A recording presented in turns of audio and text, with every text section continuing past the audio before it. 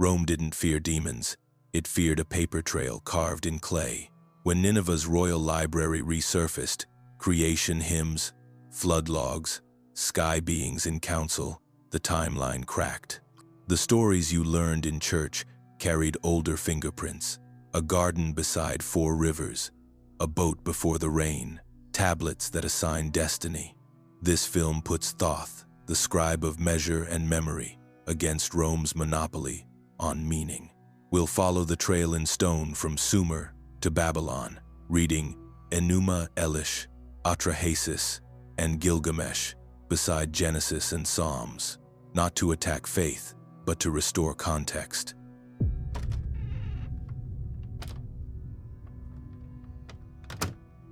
Compare councils debating humanity's fate with a later single throne. Watch the serpent shift from guardian to villain. See how canon and translation turned plurality into decree. 3 levers drive this: chronology, translation, canon, and how they shaped what you were allowed to know. If you can see the code, you can change it. Start in dust.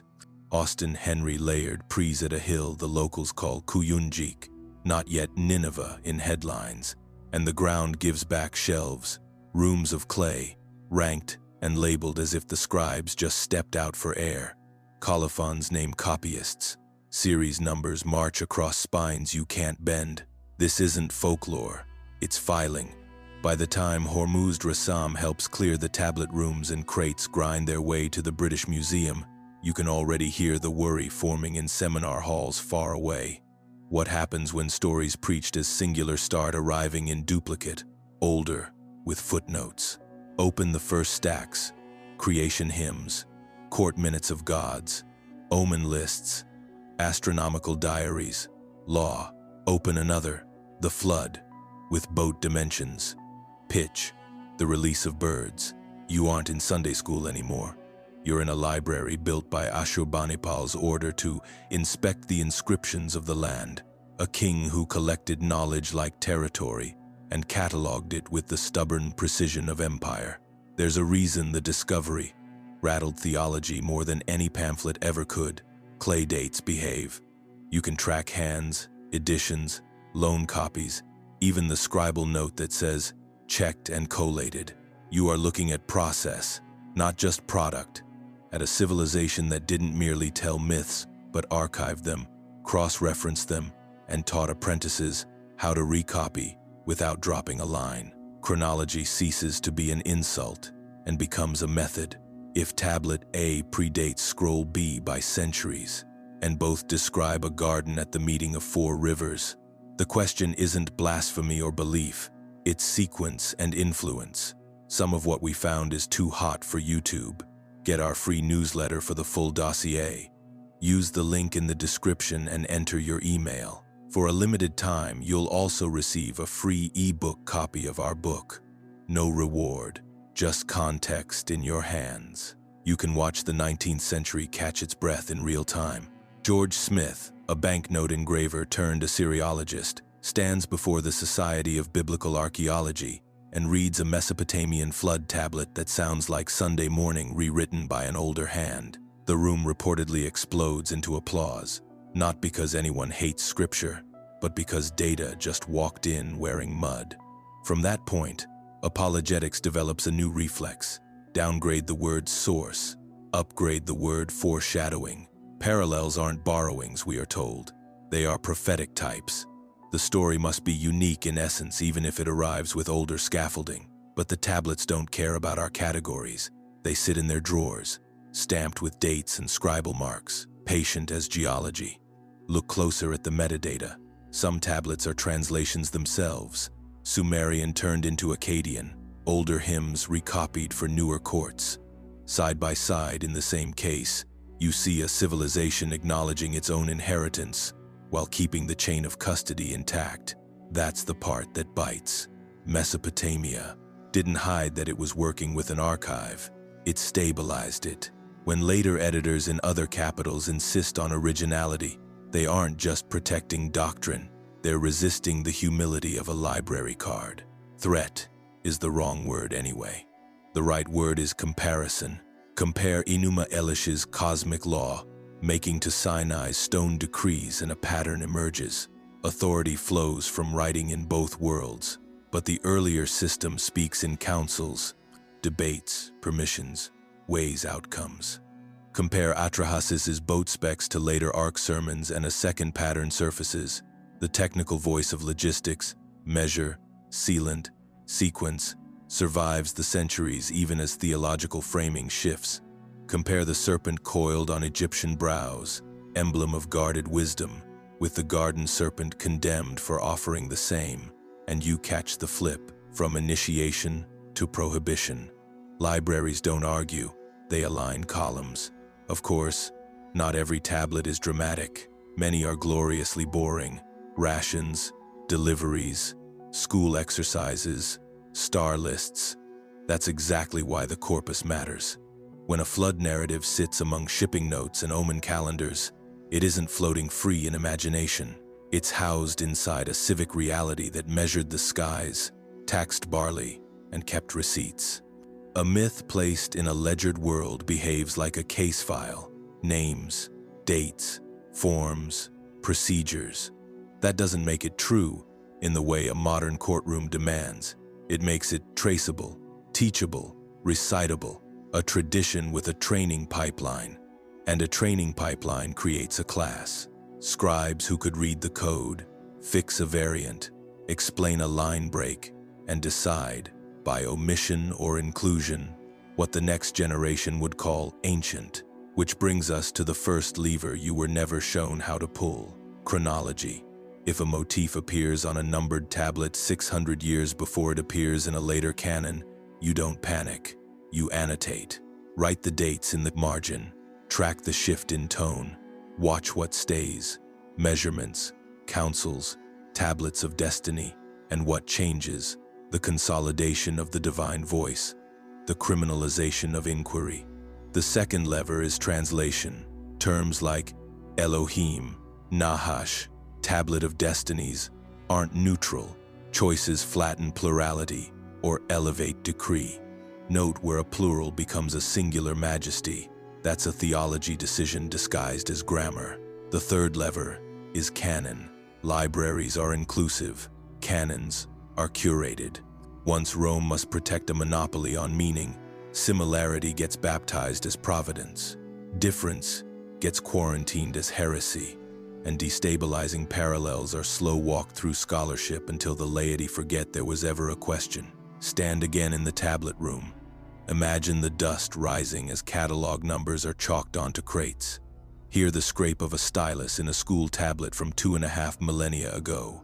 The apprentice copying a line, hesitating, correcting, learning the discipline that will later be preached as revelation unmediated. Thoth would have smiled. Measure first, then meaning. Rome would later insist on meaning first, then measure. That is the fulcrum of this entire film. We do not ask you to prefer one myth to another. We ask you to compare archives. When clay walks into the light, it doesn't mock belief. It asks a simple, grown-up question. Are we reading revelations in isolation, or revisions in a long human remix? Picture a courtroom, not a coronation. In the Mesopotamian imagination, heaven convenes. Enlil calls the session. Enki objects. Messengers shuttle between chambers, and fates are negotiated like law, not thunder. Read Atrahasis closely and you'll hear procedures, complaints about human noise, proposals to thin the population, countermeasures to spare a remnant. Read Enuma Elish, and you'll watch authority accrue through consent. Marduk doesn't rule because he shouts loudest. He earns the insignia after other powers agree to his mandate. It is a politics of the cosmos. Petition, deliberation, oath. Minutes are kept, not in shorthand but in mythic narrative, where tablets of destiny function as the docket, the stamped writ that makes a decree stick. Now set those council scenes beside Hebrew fingerprints that survived the later sanding. Let us make man in our image, not a slip of the pen, a glimpse of scaffolding. Psalm 82 stages a divine assembly where the Most High presides and gods are held to account. The word that troubles tidy charts, Elohim, comes as a plural wearing a singular verb, a fossil that tells you a shoreline once extended further out. Early Israel sat in a Near Eastern neighborhood and spoke its language. Only later did editors paint the house a single color and call it original. Translation helps the illusion. Render council as hosts, render gods as mighty ones. Smooth the plurality until monarchy looks native and consensus looks like treason. Why would theology prefer one voice to many? Because empires do. Councils imply checks and balances. Assemblies can dissent. A single throne folds everything into decree, which travels better along roads and tax routes. When Constantine convenes bishops, he is not inventing unity, he is weaponizing it. A council on earth to select a canon that praises a single court in heaven is tidy administration. Professionalize interpretation, centralize meaning, license the words that confirm the structure that feeds the center. You are not looking at conspiracy in the smoky backroom sense. You are watching form follow power. The mode of rule below reshapes the model of rule above. This is where the tone shifts, and softly. Councils don't make a cosmos safer or truer by default. They make it accountable. A deliberating pantheon can be petty or wise, like any senate. But a world with minutes and motions produces records. It leaves collisions that you can study without swearing. Allegiance. Collapse that world to a solitary voice, and you inherit a different ethic, obedience over inquiry. If the sky itself is a single command, questioning becomes impiety rather than quality control. You can feel that drift in liturgy. Prayers increasingly appeal to fiat, not discussion. Humans imitate what they worship, and organization charts harden in the image of a throne. Return to the texts and notice how narrative mechanics betray the old habit of debate. In Genesis, God consults before confounding tongues at Babel. In Job, a ha-satan prosecutes within a court where permission must be granted. In 1 Kings 22, a council scene has spirits propose stratagems before a ruler approves one. These are not accidents. They are leftovers, like an older city plan visible beneath modern streets. Later theology will like the clear boulevard, all lanes toward sovereignty, none toward negotiation. The trade is speed for nuance. Language carries the edits. Translate Elohim as a strict singular, and you erase the very tension the Hebrew leaves you to wrestle with. Render divine plural pronouns as majestic we, and the fossil turns to fog. Even the word holy changes job description. Once a quality set apart for function within a network of powers, it becomes the aura of a lone absolute, non-comparable by design. You can honor that mystery and still observe the engineering. The change is not only metaphysical, it is administrative. What does a council-shaped cosmos give ordinary people that a throne-shaped one withholds? Intercession routes, a sense that wisdom can be petitioned, that fate is argued, that law is not merely delivered but discussed. In such a world, the scribe and the seeker both have roles. One records, the other contends.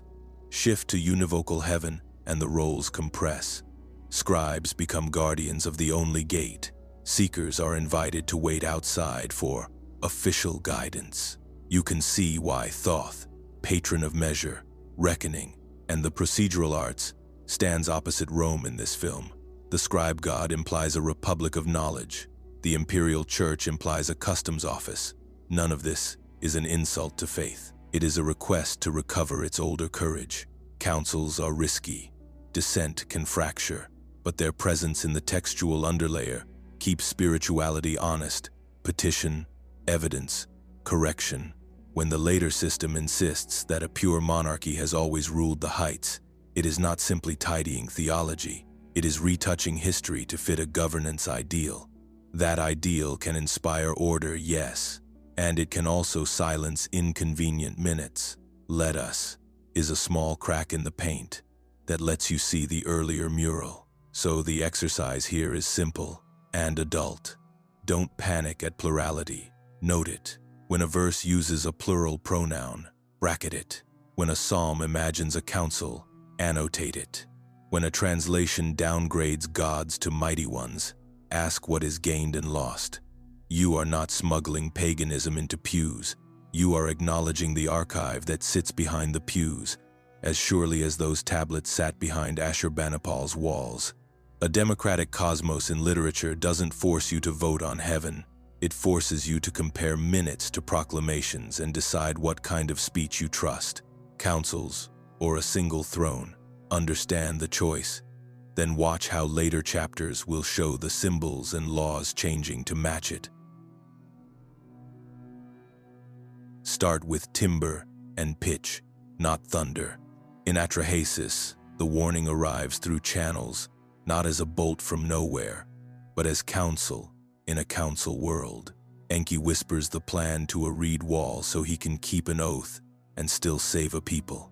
Build a boat, he says, with proportions that read like an engineer's brief.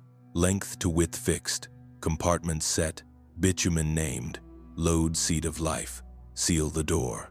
This isn't a fable free-floating in mist. It's logistics. Then Gilgamesh meets Utnapishtim, and the same choreography plays back. The command to build, the frantic loading, the storm's black noon, the boat grounded on a height, the sequence of birds, the dove, the swallow, the raven, sent to test the world's reset. If you've heard this before, you have, but the tablets say it first, with a voice that smells of cedar and tar. Now widen the frame. Flood stories surface on every coastline of memory. In India, Manu is warned, and a fish guides the ark. In Greece, Deucalion and Pyrrha row toward Parnassus and repopulate by throwing the bones of the mother over their shoulders, stones that become people. In China, Gun and his son Yu wrestle waters with dredging and dikes, turning catastrophe into civil engineering. In the Americas, canoes ride walls of water, and mountains become flares on the horizon of survival. You don't have to force these tales into a single template to feel the pressure they share. Water as judgment or correction, a remnant saved by instruction, a world restarted with a new covenant of how to live. Either the planet remembers an event in different tongues, or people in different courts found the same editorial use for a purge story. Both possibilities matter. One says shared memory, the other says shared incentive. The library allows you to hold both without panic, and under the drama sits the admin. The Mesopotamian archives preserve measurements for a reason. Authority clings to numbers. Specify a beam, you invite a blueprint. Invite a blueprint, you imply a builder with access to privileged knowledge. Priests who carry the dimensions carry status, because the life of the community literally depends on the spec being right. In Atrahasis, the gods regret the overkill. In later sermons, remorse becomes covenant language and a bow hung in the cloud. The editorial drift is subtle but strategic. Move from committee mistake to single sovereign mercy, and the social outcome shifts from hold the high ones accountable to praise the throne and receive the promise. One world asks for hearings after the storm, the other asks for hymns. Watch how the motifs migrate. The pitch that keeps out the sea becomes the pitch that seals a baby's basket on the Nile. Deliverance through waterproofed craft, copied from crisis to cradle. The mountain of landing turns from a Mesopotamian range to Ararat in later memory, a symbol planted on a frontier so the map centers where the story needs its authority next. The birds, those simple scouts of habitability, keep their roles almost unedited because they are perfect. Low-cost empiricism anyone can grasp. Send the dove, see if the world is ready for you. The pragmatic poetry survives every canon. Does this mean one text plagiarized another? That's the wrong courtroom. In the ancient Near East, to receive, reinterpret, and republish was piety, not theft. Scribes inherited, kings branded. What changes isn't the existence of a flood story, it's the framing. Mesopotamia couches catastrophe inside debate and unintended consequence. Later, monotheisms couch it inside justice and pedagogy. The river is the same, the channel is different. And when an empire needs to stabilize its center, flood becomes a lesson in obedience. Build when told, float when told, disembark when told, sacrifice when told. The chronology doesn't demand cynicism. It demands that you notice how a story becomes a tool. Consider how flood resets, legitimize law, wipe the slate, and the next proclamation can claim to be the first principle. In Enuma Elish, Marduk's victory over chaos installs a cosmic constitution. In Torah, post-deluge terms, life for life, blood restrictions, a promise of seasons, install a moral calendar. The rhetorical move is identical. After ruin, we need rules, and here they are, etched or recited with the gravity of survival behind them. Tablets of destiny become tablets on Sinai, two traditions placing order in stone after water tries to erase what came before. If you are Rome, and you inherit this habit, you canonize the version that centers singular sovereignty and file the rest under foreshadowing. That way, the archive can be named without letting it authorize alternatives. And yet, the human texture won't let the flood be only policy. Utnapishtim's wife softens a god with bread. Noah stumbles in a vineyard, a tender, embarrassing detail that ruins any attempt to sand the story into pure exemplar. Survivors are still bodies. The best libraries leave you with that doubleness, cosmic stakes, and the smell of wine. In that doubleness, Thoth's grin flickers. Measure keeps you alive, but memory keeps you honest. When later institutions exchange the messy minutes of survival for a cleaner decree, they don't just streamline doctrine, they trim the humanity that proves the tale lived in mouths before it lived in marble. So do what a grown reader does. Line up the accounts by date. Note where the engineering voice persists like a watermark, and where the theology shifts to fit the age. Ask why the Mesopotamian gods argue, and why the later god instructs. Ask why one tradition regrets the storm, and another rests a covenant on it. You are not picking a team, you are taking responsibility for the evidence. The flood is everywhere, not because plagiarism won, but because water is a teacher, and power is a quick study. In the next chapter, we'll watch another edit. The serpent who once stood as guardian at the gate of life will be cast as the saboteur of it, and with that inversion, the ladder to knowledge moves behind a rope and a keeper. Follow the water's retreat, and you arrive at a gate. In the older world, that gate is kept, not booby-trapped. A serpent sits there, not coiled to trick you, but stationed like a sentry where life changes state. Sumer calls him Ningishida, Lord of the Good Tree, a threshold power linked to gardens, underworld passages, and the sap that climbs.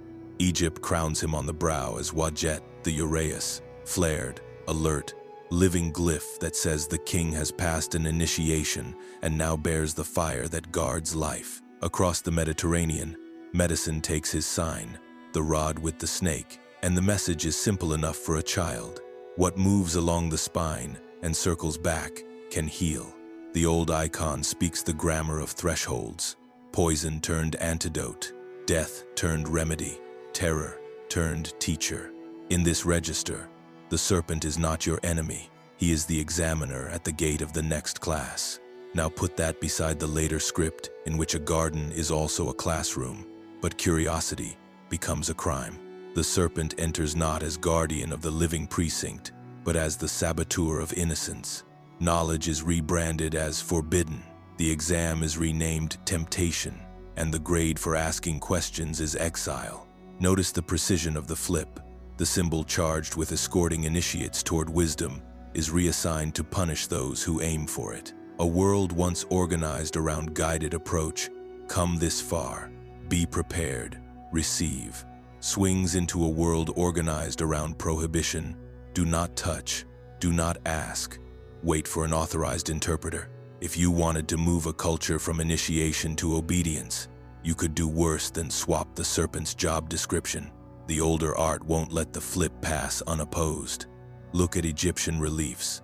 The brow serpent spits flame at chaos, a living firewall. He does not whisper sedition. He stares down disorder at the horizon of the sunboat.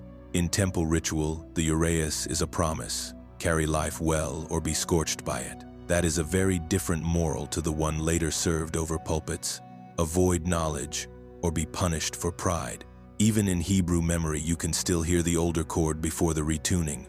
In Numbers 21, a bronze serpent is lifted on a pole, and the bitten are healed by looking at it. A rite so effective it later has to be broken because people start burning incense to the object. The text itself admits the serpent can cure. Only later do reforms crush the device, lest the people confuse symbol with source. Follow medicine's staff. 1 snake, Asclepius, the art of healing. 2 snakes, Hermes, the art of conduct. To lift the serpent is to raise attention to the pathway in a body and a society where life either climbs or clots. Old initiatory language had a name for that climb: Kundalini for some, the winged caduceus for others, the notched spine on a pillar for still others. But you didn't need a sect to decode it. Farmers knew vines coil and return. Midwives knew breath rises and descends. Priests who tracked stars and calendars knew cycles, snakes, diagram better than lions do. The serpent scandal was not that it lured humans into sin. It showed them how to cross a threshold without permission slips. Translation helps the inversion stick. The Hebrew arum can be shrewd or crafty. Choose one, and you invite admiration. Choose the other, and you invite suspicion. Render Nahash always as serpent and not, where the context allows, as a whisperer, a diviner, a bringer of omens, and you funnel a whole family of meanings into a single hiss. Reduce everything serpentine to satanic, and you flatten a very old index of transformation into a cartoon of malice. The linguistic choices accumulate: wisdom as pride, guardianship as guile, initiation as insubordination. When the plurality of an older theology already makes officials nervous, collapsing a complex symbol into a single villain tightens control at the level of imagination. You don't have to police a people who no longer see ladders, but literature keeps leaving fingerprints. Eden places cherubim and a flaming sword at the east of the garden after exile, gatekeepers in plain sight. In older iconography, the serpent is exactly this: a guardian at the edge between realms, dangerous because edges are, a guide you don't flatter, a test that doesn't grade on charisma. If you can read a threshold, you can pass one. That is the democratic terror of initiation traditions. Later, Monopoly prefers gates that only open with stamped letters from the center. That is the administrative comfort of doctrine. And yet the serpent as villain story succeeds for reasons that aren't just cynical. It harnesses a real human wound. Knowledge, misused, can maim. Curiosity without care can wreck a life. Every initiatory culture knew this, which is precisely why it put guardians at the gate, to slow you, to tune you, to teach you how to hold fire without burning a city down. The villainization removes the pedagogy and leaves only the fear. It is simpler to say don't than to fund schools of wisdom, simpler to outlaw the question than to build capacity to carry its answer. Return to the brow. Why place a serpent there? Because the crown without the course is a costume. The uraeus declares that the bearer's perception has been tempered, that their reflex is no longer panic or appetite, but sight. A ruler without a guardian on the brow is just a consumer with a scepter. The forehead serpent says, eyes open, spine steady, tongue bridled. When later theology collapses, that emblem into a memory of betrayal, it isn't only pagans who lose, citizens do. You cut a culture off from its own maturations when you turn its examiners into enemies. Consider also the Ouroboros, the snake that eats its tail. It is not a nihilist. It is a diagram of return. Seasons loop, economies cycle, grief waves. The sun writes the same arch every day. A people who know the shape of cycles are harder to stampede. They know that panic profits someone. They also know that what looks like an ending is often an entry to the next ring. Strip the Ouroboros from public imagination, and you prime the population for linear ultimatums. Now or never, us or nothing, revelation or chaos. See how useful the amnesia is to any Rome that needs a yes in a hurry. We're not saying the serpent is always your friend. The older texts didn't say that either. They said, handle with reverence. They put the sign on medicine and initiation because both can kill or cure depending on dose. To recast that nuance as a single hiss is to remove a tool from the human kit. It narrows the moral palette to obedience or ruin, and when your symbolic palette narrows, your political palette often follows. Fewer colors mean fewer parties at the table, fewer ways to disagree without exile, fewer rites of passage that don't require a letterhead. Hold the two worlds in your hands, the way you held the two flood accounts. In one, a guardian stands at a gate with eyes like torches and asks you to arrive whole. In the other, a tempter slithers toward innocence and tricks it into ruin. Both stories teach. The question is which one builds adults. Thoth, as keeper of measures and initiations, sits with the first. Rome, in its imperial maturity, found the second safer to administer at scale. If that sounds harsh, read the policy that follows. In a guardian world, you train seekers. In a villain world, you license interpreters. One multiplies competence, the other multiplies dependence. The consequence flows straight into the next mechanism of control. When symbols invert, they don't float alone. They attach to infrastructure. A serpent that once certified competence now justifies confiscation. Hand your questions to the priest. He has clearance for dangerous knowledge. The social technology that locks the change in is writing. Specifically, writing in stone, guarded by a class. Tablets of destiny in the Old Council become commandments in a chest, then canons and commentaries and codes. The medium promises preservation. The custodians decide access. In the next chapter, we'll place the serpent's inversion beside the rise of stone law and watch how authority moved from living threshold to carved decree, and how a scribe god's toolbox became a monopoly's. Hold the symbol that threads the ages, writing that binds the world. In Mesopotamia, it's explicit, tupishimti, tablets of destiny, cosmic warrants that make speeches stick. Powers can argue, kings can boast, but nothing stands until the writ is inscribed and sealed. Myth makes the bureaucracy visible. The tablets are stolen, reclaimed, displayed. Legitimacy flickers with their custody. You can hear the clerk breathing behind the thunder. Even when gods roar, a scribe decides the margin. The lesson is older than empire. Order is not only muscle, it is minutes, records, receipts.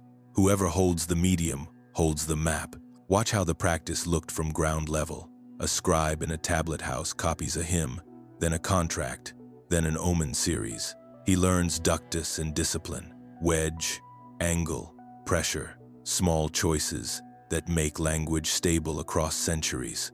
He signs a colophon, notes the original state, lists the series number, returns the tablet to a shelf, with others in sequence. This is not romance. It is a supply chain for meaning. Without it, gods and kings would be wind. With it, a decree can cross time. A ritual can be reconstructed after a war. A myth can find a new court in a new dynasty and still sound like itself. Thoth is smiling in this room, even if he was never named here. Measure meets memory and becomes civilization's long-term storage.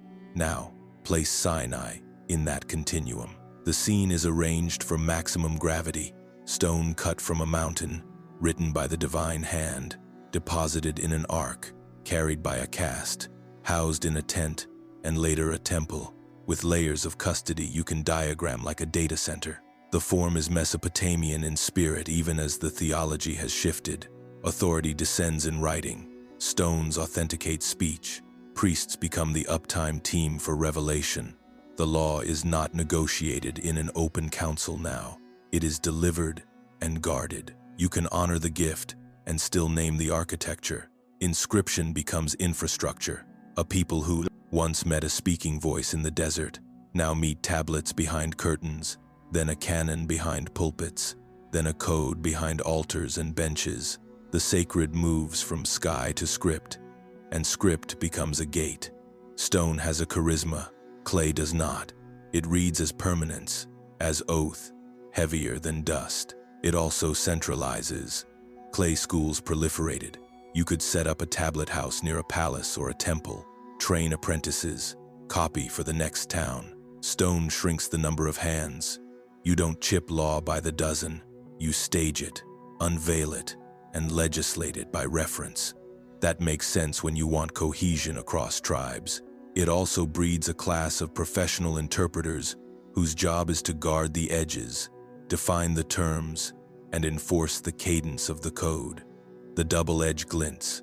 Literacy spreads order, and custody condenses power. Follow the cascade. Once a law is stone, commentary follows like a shadow. If the words won't move, meanings must. Enter scribes of a new kind, lawyers by any other name, who build fences around the text, gloss every clause, solve edge cases, resolve collisions.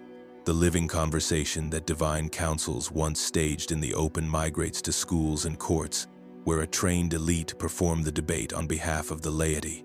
You can call that maturity. You can also call it mediation. Either way, access is no longer a walk to a threshold. It is an appointment. The serpent as guardian has been removed from the brow. The gate now answers to a ledger.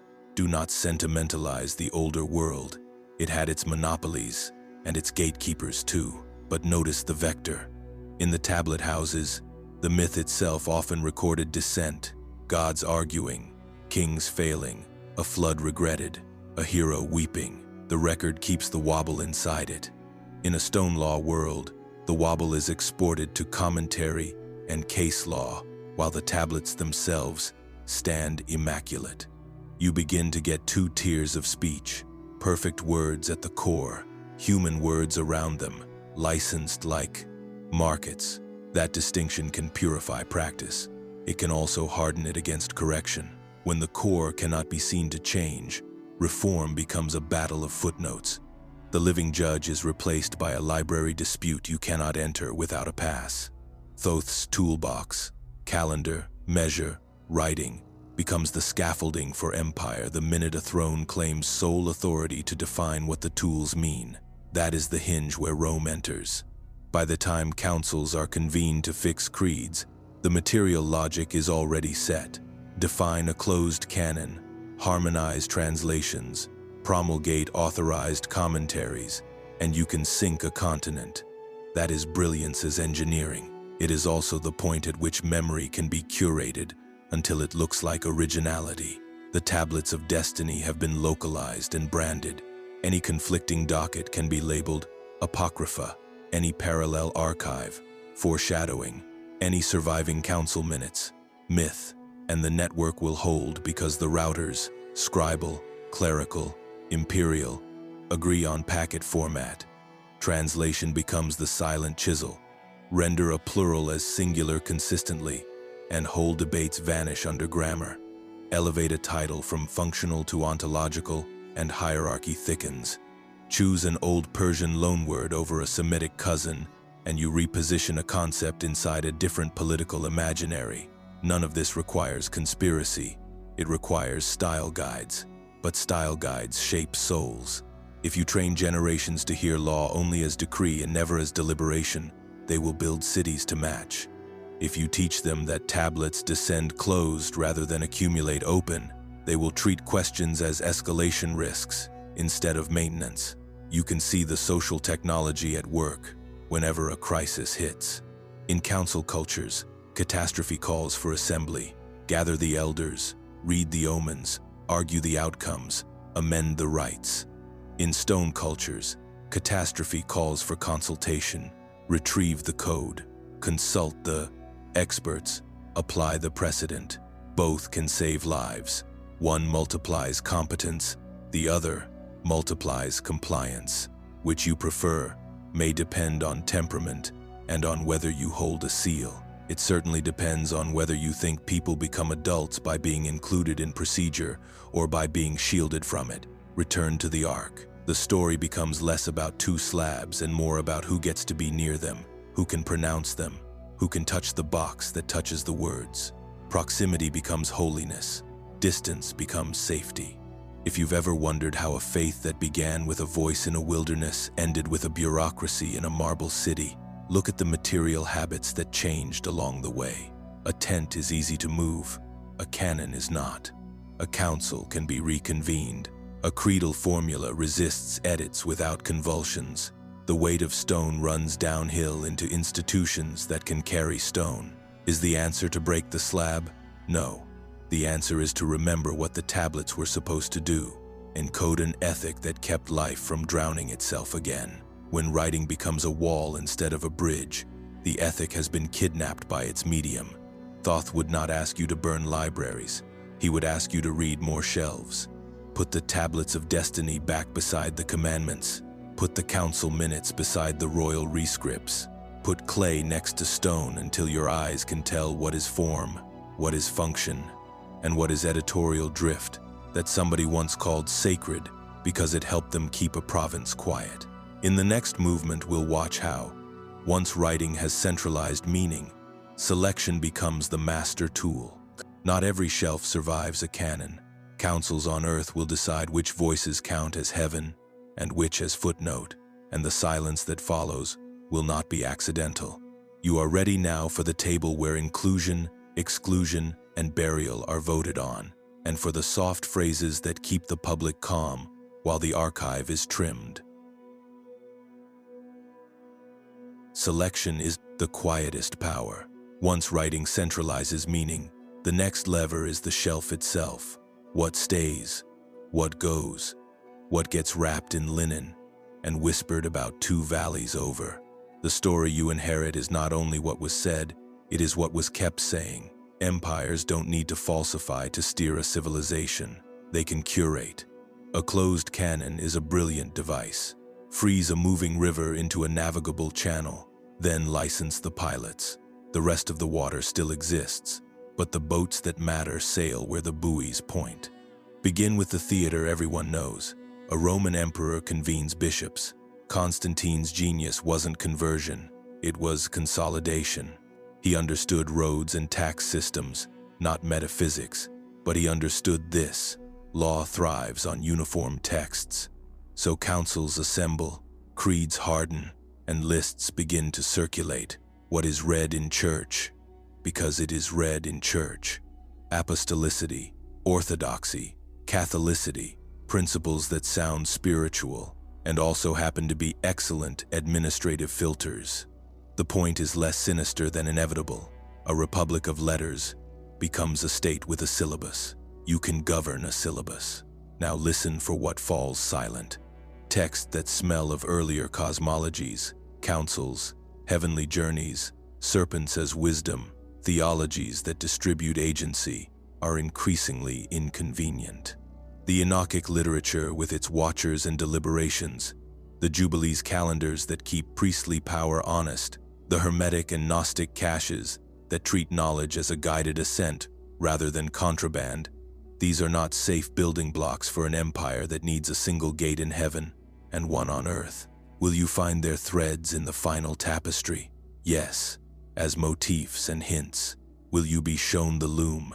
No, that would teach people to weave. Nag Hammadi tells you what canon sounds like from the cutting room floor. Somewhere in the 4th century, a monk buries jars in the Egyptian desert, gospels, dialogues, tractates that read like a tutoring program for inner work. They are not uniform, and they are not all compatible. That's the point. They show you a world in which the Jesus tradition was a conversation before it became a code. Rebels? Some, sure. Also, retainers of older curiosities, cosmic layers, archons that are more administrators than devils. Salvation is waking up instead of signing up.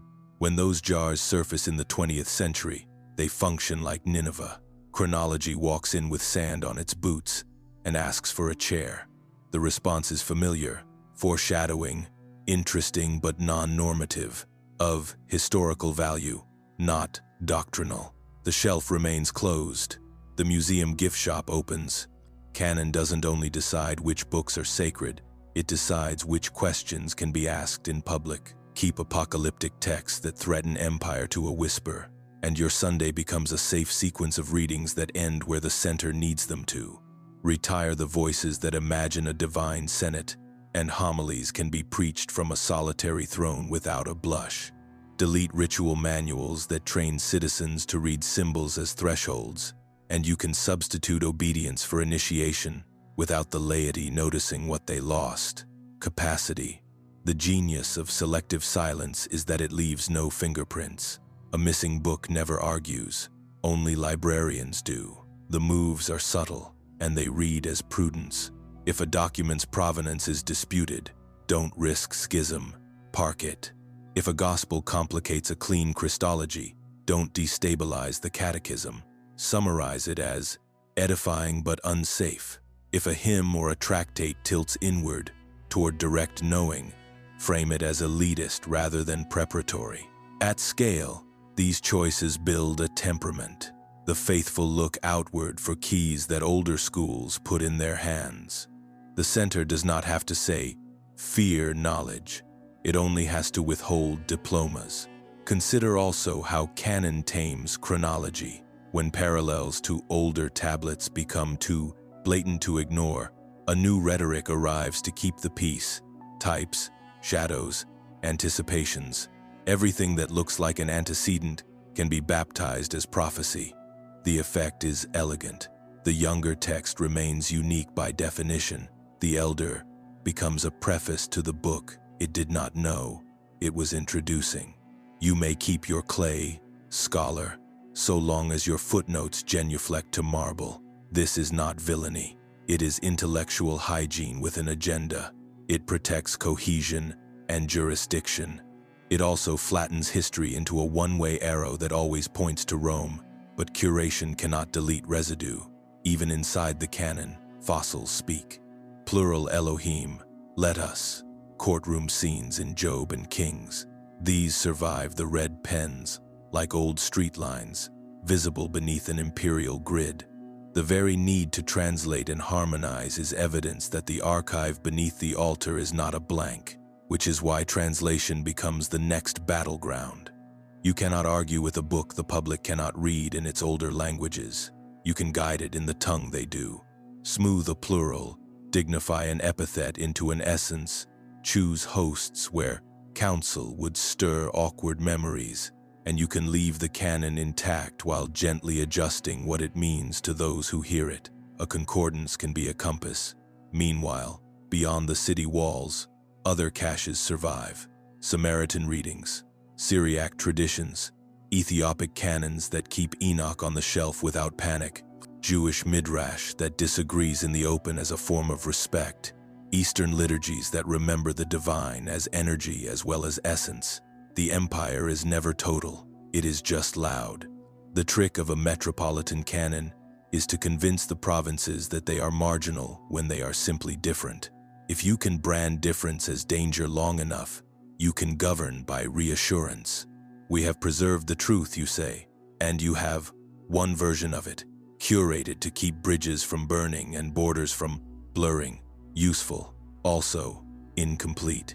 There is a generosity in canon that deserves its due. A reading plan can keep a people from losing themselves in esoterica and conspiracy. A common book forms a common life. But the kindness curdles when the plan is confused for the past, when the shelf is mistaken for the library. Then the tools of memory become tools of monopoly. Devils are useful in that system. They enforce perimeter. Data is dangerous. It erodes walls, which explains the recurring rhythm since Nineveh and Nag Hammadi.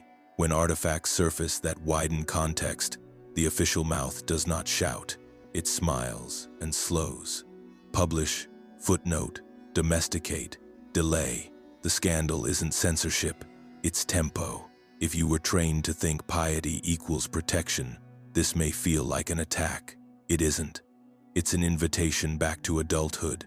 You can love a canon and still ask what it cost. You can pray a creed and still read its cousins. You can sit in church and walk a museum. None of that makes you faithless. It makes you literate. Thoth is not the adversary of belief. He is its librarian. Rome is not the enemy of memory. It is its manager. The tension between them is the tension inside any civilization that wants both continuity and control. Our task is not to topple altars. It is to widen tables.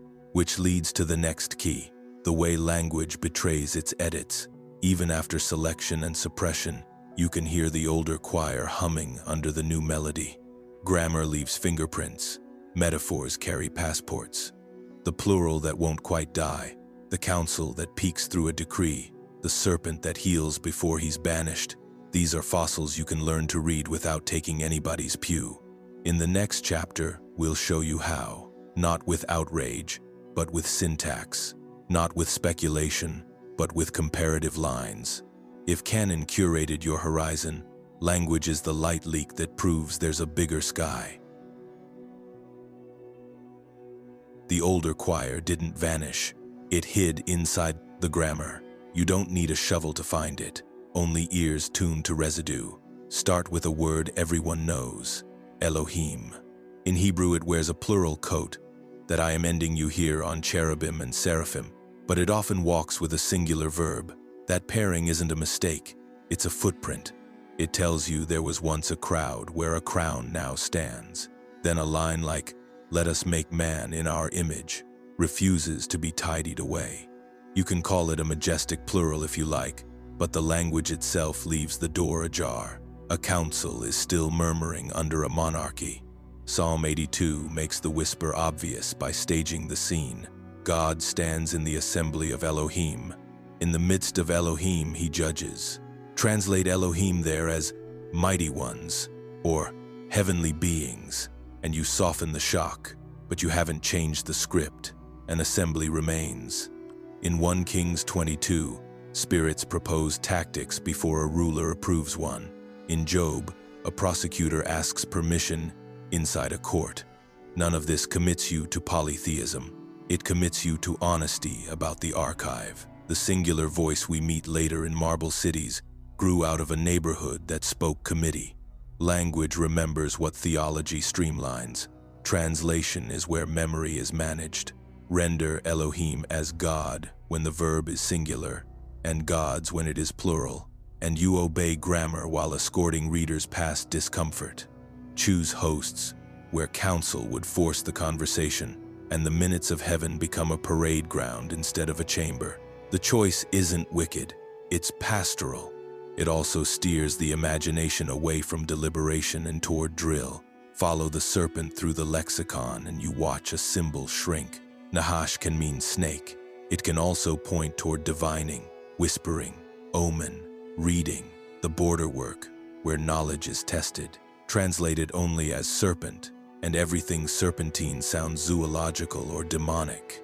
In Numbers 21, where the bronze image heals the bitten, the text itself protests the flattening, but later discourse compensates by smashing the artifact and filing the story under dangerous memory.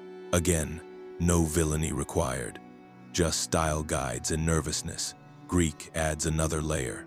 When the Septuagint renders Elohim as theoi, gods, in contexts of plurality, and as ho theos, the god, in contexts of singular rule, it preserves the tension. But it also hands Latin a toolkit that will be used to sand edges.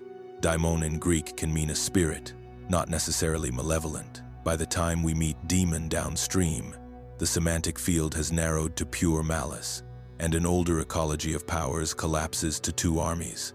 Ha-Satan in Hebrew is a role, the accuser or prosecutor. Turn it into a proper name everywhere, and you've moved from a job description in a council to an eternal enemy in a duel. A courtroom dissolves into a battlefield, and the citizen learns to fight or flee rather than petition and appeal. Even titles thicken with translation. Kadosh, holy, carries the idea of set-apartness for function within a network. Instruments, days, spaces, persons, devoted to a purpose. Render holy as a metaphysical radiance floating above creation, and the lived practicality of sacredness, fit for use, measured to a task, drifts into an aura you can only admire from below. Thoth's register, measure, proportion, fitness, leaves the room, incense enters. Observe the New Testament's residue. Paul can't help speaking of archai and exousiai, principalities and powers, as strata in the unseen governance of the world. Later preaching hears only devils. The vocabulary is broader, closer to offices than monsters. Translate these terms without their administrative flavor, and you trade a cosmology of jurisdictions for a cartoon of villains. Once again, doctrine isn't lying, it's narrowing, and narrowing is how monopolies stabilize. This is the midpoint turn. The older record isn't just out there, in clay. It is in here, in our words. We speak the edit without noticing. The battle is no longer between artifacts and altars. It is between our ears and the settings installed in them. When we read hosts, do we picture a parade or a parliament? When we hear holy, do we think of a tool fitted for a task or an untouchable light? When we meet demon, do we remember that daemon once meant a spirit that could be judged by its fruit? These aren't pedant games, they are permissions. They decide whether you approach scripture as a sealed pronouncement or as a transcript with minutes and motions you are allowed to study. Consider the plural of majesty, a late explanation projected backward. Ancient Hebrew kings did not, as a rule, speak in royal we. The move is imported from other courts to protect a theological ideal. Could a singular god self-address in the plural for effect? Of course.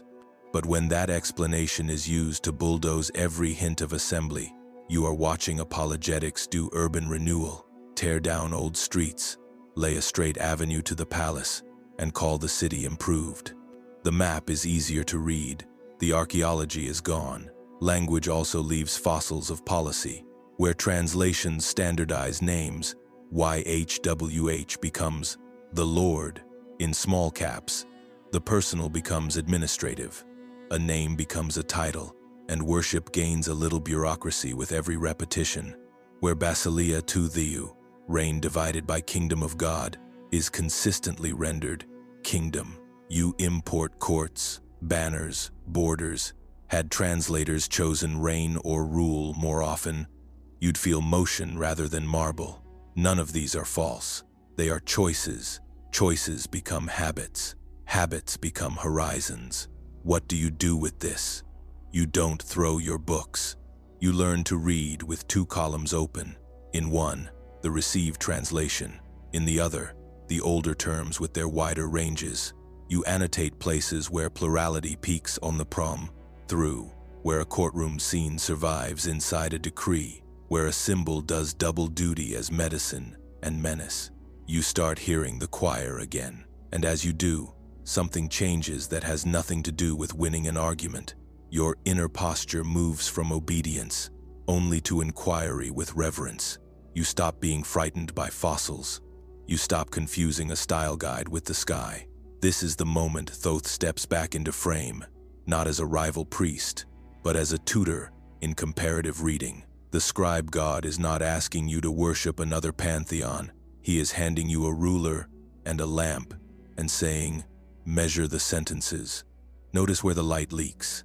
Rome's gift, cohesion, can still be honored while widening context. You can keep your creed and expand your canon of reference, not by adding books to your altar, but by adding meanings to your words. From here, we'll move into practice. We'll name a simple ladder you can climb every time you feel the language try to close a door the archive left ajar. See seed scale. First, see the fossil, then seed a better reading habit, then scale it with a circle so the habit holds. Not outrage, not conspiracy, just syntax and courage. In the next part, we'll show you how to run the drill, side by side, so the older choir stops sounding like blasphemy and starts sounding like heritage. Start exactly where your tongue tripped in the last chapter. If language carries fossils, reading becomes archaeology with breath. You begin by seeing, quietly, stubbornly, without panic. Lay the younger page beside the older page the earth returned. Genesis next to Atrahasis, Psalm 80. 2 beside a Mesopotamian council scene. Eden, under the eye of Ningish Sida, beside a homily about a lying snake. Don't argue, annotate. Put dates in the margins like coordinates.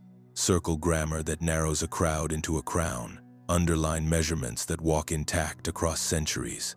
When a symbol flips, don't hiss at it. Label it. Seeing is a posture long before it's a performance. You will want tools, not just conviction. Make a simple 2-column habit you can keep for life.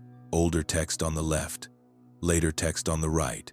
A thin river of pencil between them, where correspondences cross. In that channel, write only what you can point to.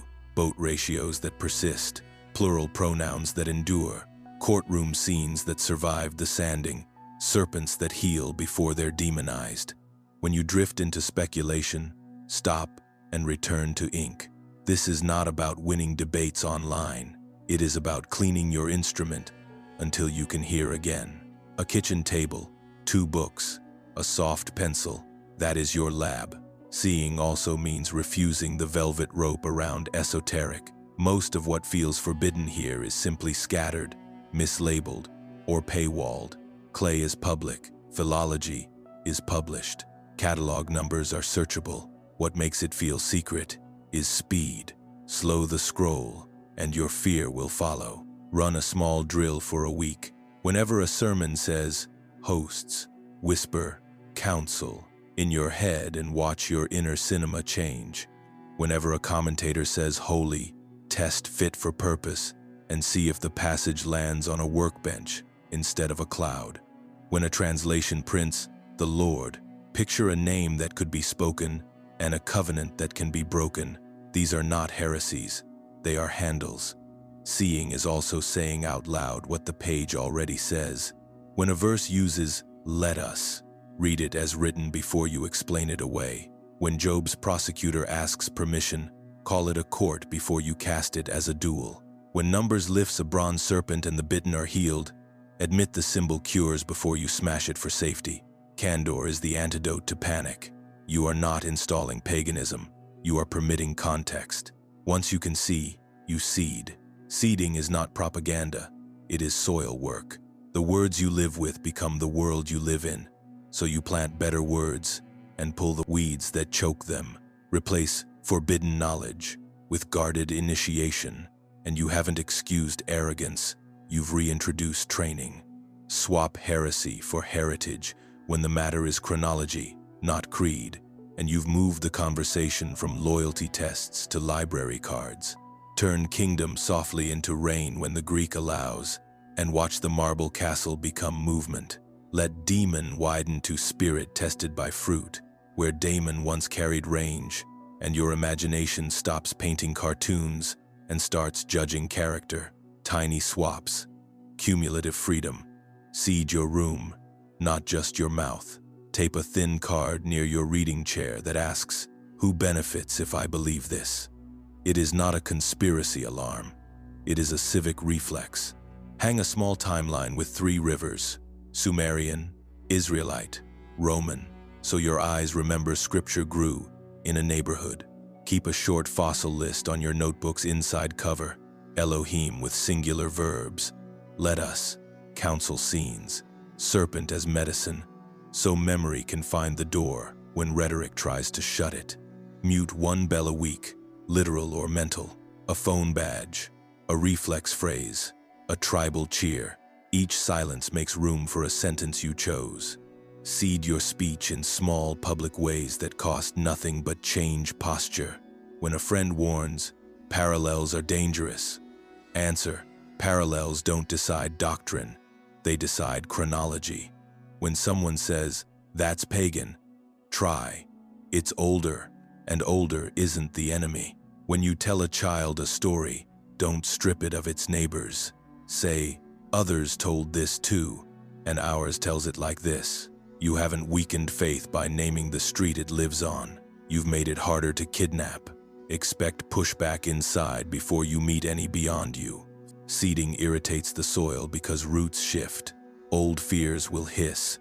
If knowledge is guarded, maybe I should stay ignorant. If councils exist, maybe nothing is. Certain, breathe. Guarded does not mean gated forever. It means come prepared. Councils don't make truth relative. They make authority accountable. When anxiety spikes, run one modest ritual that does not flatter ego. Copy 10 lines by hand from an older text and 10 from a later one. Then mark what stayed, what flipped, what narrowed. Your pulse will slow because your hands are learning what your head keeps dodging. Comparison isn't rebellion, it's maintenance. Keep a log, not of takes, but of findings. Note the day Satan turned back into a role inside a court instead of an immortal archenemy. The morning holy returned from aura to usefulness. The evening you felt less afraid of fossils and more curious about ancestry. These are not small wins. They are structural. They move reverence from superstition to strength. They take you from believe or else to behold and choose. That is how piety grows up. Nothing here needs anyone's permission. You are not founding a rival church. You are founding a reading life. The Republic of Letters predates Rome and outlives it.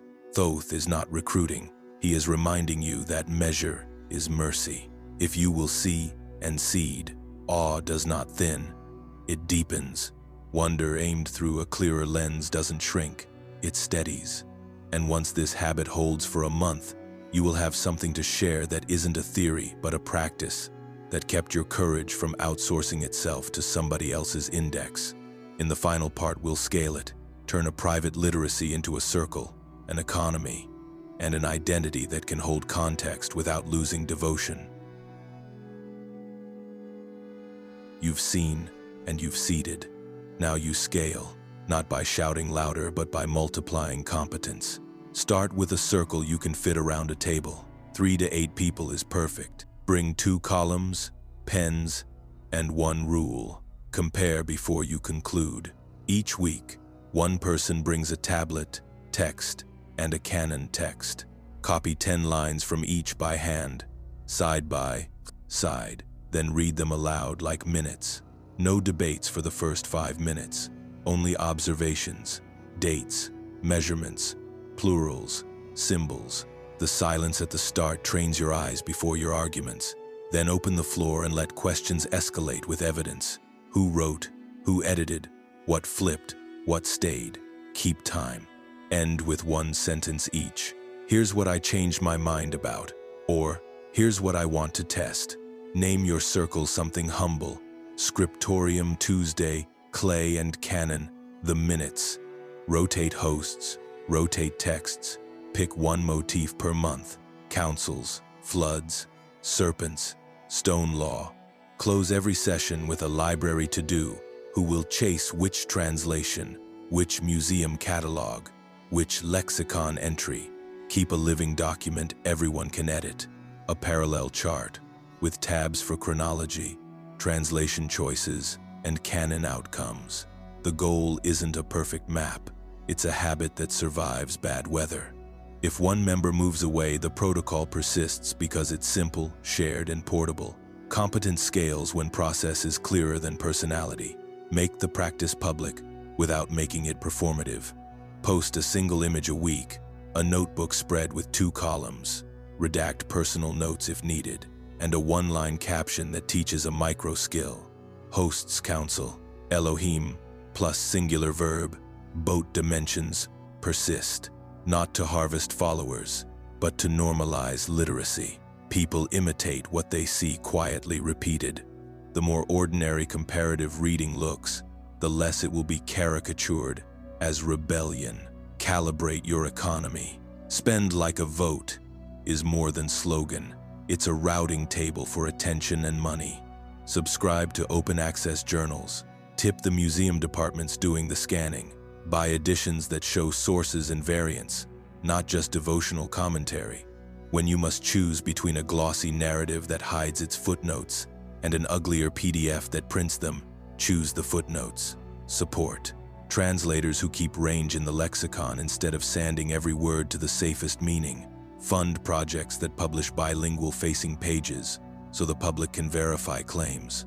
Every pound, dollar, or rupee you withhold from gate-kept summaries and put into transparent archives increases intellectual oxygen for everyone. Bring the method into classrooms and living rooms without breaking trust. For children, make the two-column habit a game. Left side, old neighbors. Right side, our story. Middle line, same divided by different. Teach them that finding a cousin text isn't disrespect. It's detective work. For elders who worry you're tearing fabric, honor their seamwork first. You made my life with this book. Then add the context as a gift. Here's the city it was woven in. Honesty without swagger travels further than any hot take. And if someone asks for a creed, give one. We compare with reverence. We confess with clarity. Build rites that reinforce the posture. Begin gatherings with a one-sentence acknowledgement. Clay is older than creed. Creed is precious. End with a one-sentence intention. We compare. Then we confess. Light a candle and open a lexicon. Let the materiality matter. A photocopy of a cuneiform column beside a modern page tells the nervous system, this isn't speculation, it's stacked paper. Pass round a replica tablet once a quarter so the hands remember what the eyes believe. When you touch sources, superstition thins and reverence matures. Expect institutional friction and plan your grace ahead of time. When a leader warns that parallels will weaken faith, keep a sentence ready that neither surrenders nor sneers. Parallels strengthen chronology and humility. When someone says, you're eroding uniqueness, answer, we're enriching context. When a gatekeeper worries about heresy, agree on purpose. We both want people strong. Our method builds adults who don't panic when artifacts surface. Rehearsed gentleness is not cowardice, it's strategy. Your posture is the lesson. Put your calendar on the side of memory. Mark discovery anniversaries as holidays for literacy. Nineveh Day, Nag Hammadi Day, Dead Sea Day. Tell the stories of the diggers, the copyists, the quiet translators who spent decades in rooms no one filmed. Make heroes of caretakers. The more you celebrate the unglamorous labor behind memory, the more your community will choose maintenance over myth-making when choices get hard. Add a yearly compare-a-thon, where circles share their best side-by-sides, and publish a modest booklet of findings for anyone to print. Protect the signal from noise. Algorithms will try to turn your comparisons into culture war bait. Refuse. No gotcha edits, no dunk reels, no bait captions. Invite disagreement in long form, where nuance can breathe. Publish your mistakes and your corrections. Show you're working like a good scribe. If you must have a metric, choose one the internet can't game. How many people in your circle can now explain Elohim with singular verb without notes? How many can annotate Psalm 82 and 1, Kings 22 with calm? How many can spot a serpent flip and articulate both readings without contempt? That's growth. Anchor the work in embodied care. Host study over soup. Pair reading with service so context never floats above compassion. If a flood story helps you see how law follows catastrophe, volunteer where the river rose. If Serpent as medicine returns nuance to your moral palate, support a clinic that treats addiction with dignity. If council language teaches you petition and appeal, practice it at the town hall. Argue with evidence, accept amendments, pursue the common good. Without practice, knowledge calcifies into pride. With practice, it regains its purpose, to keep life from drowning itself again. Don't let this trail vanish behind paywalls. Join our free newsletter for sources, side-by-side charts, and field notes we can't publish here. Use the link in the description to enter your email and get our ebook free for a limited time. This isn't a reward. It's context we don't want gate-kept when the next library walks out of the ground. If you feel this on a deep level, comment, I get the code.